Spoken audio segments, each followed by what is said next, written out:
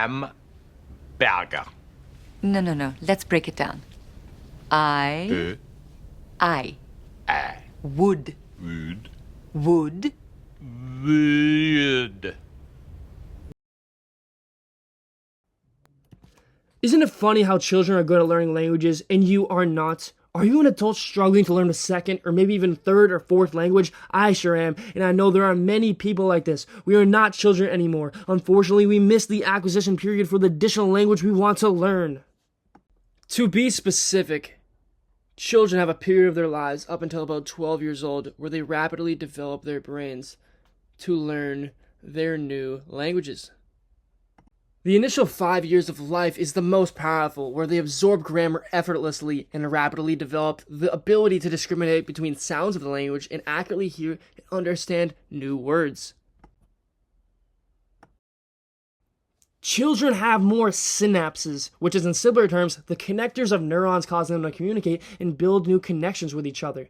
Since they have more synapses in the brain, it is easier for them to learn languages and many other things in life and adapt to their environments. This is not like our brains now, and this is because at around age 2, the human brain has twice as many synaptic connections as it does in adulthood. This hyperplastic wiring lets toddlers pick up new languages almost by ear, and we as adults can even struggle to distinguish two sounds. We are adults.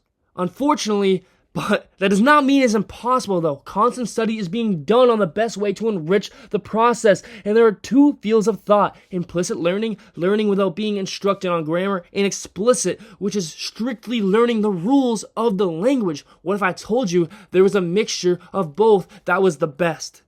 I'll get to that later. Here are these two fields shown right here in this tree. First, we have implicit learning, and I've put a child there to show this fits them the best.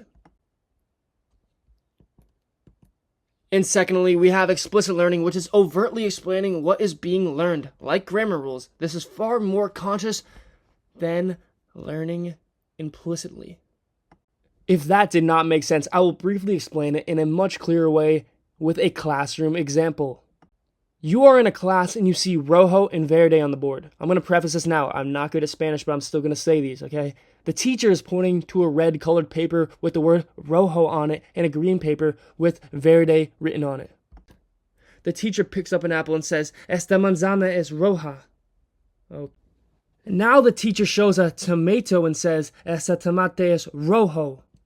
This is a very appreciated example of this implied learning. The teacher's explaining to the class colors and their singular conjugations depending on the gender of what is being described, but the students don't know this. They are put in an environment to grasp this as best as they can without being consciously aware of it. And the learner should not be very quickly able to explain the rules as it was not explained to them. They rather learn the rules without realizing. On the other hand, now we have a teacher writing clearly on the board, rojo equals red. The teacher then explains that the color red in Spanish is masculine and it changes to roja when it is describing something that is grammatically feminine in Spanish. This is being consciously explained to the learner, and the grammar rules are being explicitly stated. This is a very brief way to show explicit learning in a classroom context. So this is a learning with a goal of getting grammar understood by the end of the lesson. While aware of what is being learned, but also being able to explain what has been learned because it was stated clearly to you in the lesson. Kids are more adept to implicit learning because of the makeup of their brains in their neuroplasticity period, with all those extra synapses causing new connections in the brains that adults cannot do as effectively. Their brains are wired to learn and adjust to the world around them. Teaching kids rules explicitly is far less effective because they already have a sponge-like brain that is built for absorbing new information easily, so it does not need to be over-explained in a non-natural setting. Furthermore, adults are no longer in their neuroplasticity phase, and their brains are much less adapt to absorbing new information naturally. An implied learning process could be seen as overwhelming, where the learners may miss crucial information that they are not understanding. Adults are much better paired with explicit learning because they have this struggle to naturally pick up learning cues in their natural environments. Adult brains are already wired for their own language and need to have rules of the language explained to them because it is now unnatural for the way their brains are wired when they hear a new language. There is a fix though. This is where blended instruction can save the day for adults. Although children are much better fit for implicit instruction, if students have trouble grasping a concept, studies show it is actually recommended for the teacher to explain to them explicitly, but when I talk about blended, I'm talking about adults. Studies show it is 25% more effective to blend implicit instruction with explicit instruction. Students should be put in an environment to acquire a new language, but only after things have been explicitly explained. There's a nuance in language that can never be put into a classroom.